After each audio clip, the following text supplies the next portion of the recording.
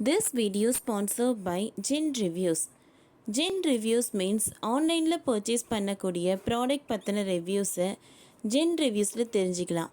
இதற்கான லிங்க்கை டிஸ்கிரிப்ஷனில் கொடுத்துருக்கேன், யூஸ் பண்ணிக்கோங்க.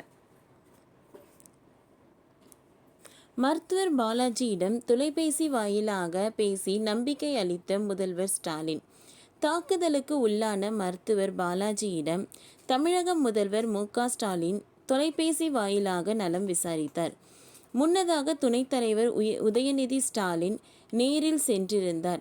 அமைச்சர் மா. சுப்பிரமணியன் இன்று இரவு மீண்டும் மருத்துவமனைக்கு நேரில் சென்று மருத்துவர் பாலாஜியின் நலன் குறித்து கேட்டறிந்தார்.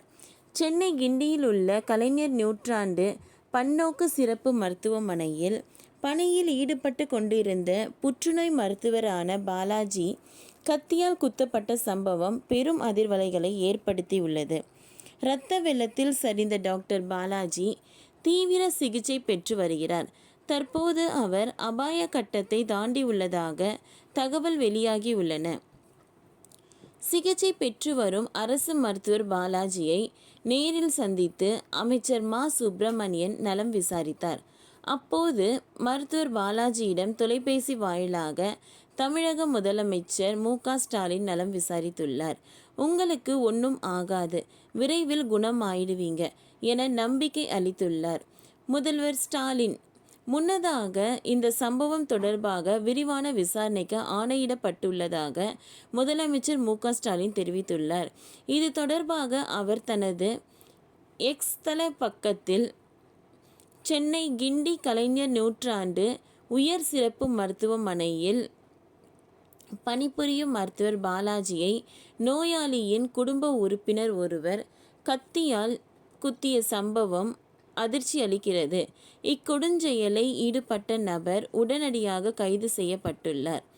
மருத்துவர் பாலாஜிக்கு தேவையான அனைத்து சிகிச்சைகளை அளித்திடவும் இச்சம்பவம் குறித்து விரிவான விசாரணை நடத்திடவும் ஆணையிட்டுள்ளேன்.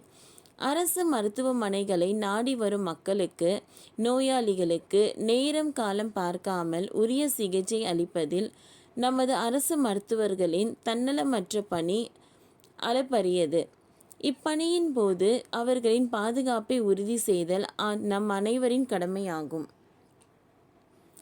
இது போன்ற சம்பவங்கள் எதிர்காலத்தில் நிகழாமல் தடுப்பதற்கான அனைத்து நடவடிக்கைகளும் அரசு மேற்கொள்ளும் என குறிப்பிட்டுள்ளார். மேலும் சம்பந்தப்பட்ட மருத்துவமனைக்கு நேரில் சென்றிருந்தார் தமிழக துணை முதலமைச்சர் உதயநிதி ஸ்டாலின். அங்கு சென்ற உதயநிதி ஸ்டாலினுக்கு சென்னை காவல்துறை தெற்கு மண்டல கூடுதல் ஆணையர் கண்ணன், IPS அமைச்சர் மா. சுப்பிரமணியன் ஆகியோர் மருத்துவமனையில் என்ன நடந்தது என விளக்கம் கொடுத்தார். அதன் பிறகு காயமடைந்த அந்த மருத்துவரை பார்வையிட்ட பிறகு துணை முதல்வர் உதயநிதி ஸ்டாலின் செய்தியாளர்களை சந்தித்தார். அப்போது பேசிய அவர், மருத்துவர் பாலாஜியின் உடல்நிலை தீவிரமாக மருத்துவர்களால் கண்காணிக்கப்பட்டு வருகிறது. மேலும் அவரது குடும்பத்தினர் அனைவருக்கும் மருத்துவமனைக்கு வந்துள்ளனர். அவர் விரைவில் மீண்டு வருவதற்கான தீவிர சிகிச்சையை சக மருத்துவர்கள் அளித்து வருகின்றனர். கண்டிப்பாக மருத்துவரின் பாதுகாப்புக்கு நாங்கள் நடவடிக்கை எடுப்போம் என தெரிவித்திருந்தார்.